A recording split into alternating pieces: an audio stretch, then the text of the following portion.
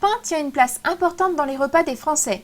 Mais quelle quantité peut-on consommer dans le cadre d'une alimentation équilibrée? En France, on ne mange plus suffisamment de pain. Donc, ce qu'on dit traditionnellement, c'est qu'un homme peut manger de 3/4 à une baguette par jour sans aucun problème. L'homme classique qui n'est pas sportif, le sportif, il peut manger plus de pain que ça. Et la femme classique française est supposée manger 2/3 à 3/4 de baguette par jour.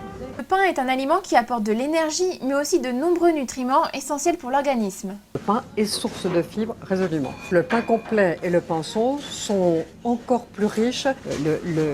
Les pains ont des quantités notables de vitamines, en particulier de vitamines du groupe B. Et il y a 3 vitamines qui sont extrêmement présentes dans le pain. C'est la vitamine B3, la niacine, la vitamine B6, qui s'appelle la pyridoxine, et la vitamine B9, ce sont les folates.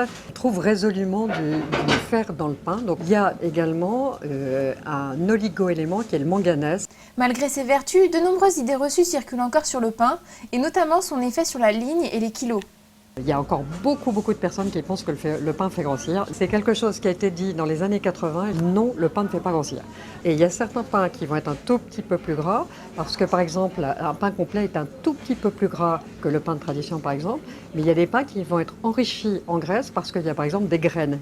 Et ça va augmenter un petit peu la quantité de graisse du pain. Mais d'un autre côté, ça va être intéressant parce que ça va apporter une présence d'oméga 3. Si on doit perdre du poids, bien évidemment qu'il faut manger du pain parce que ça permettra de ne pas craquer sur des aliments beaucoup plus caloriques. La question de la teneur en sel est un problème récurrent. Et en la matière, la composition du pain a beaucoup évolué.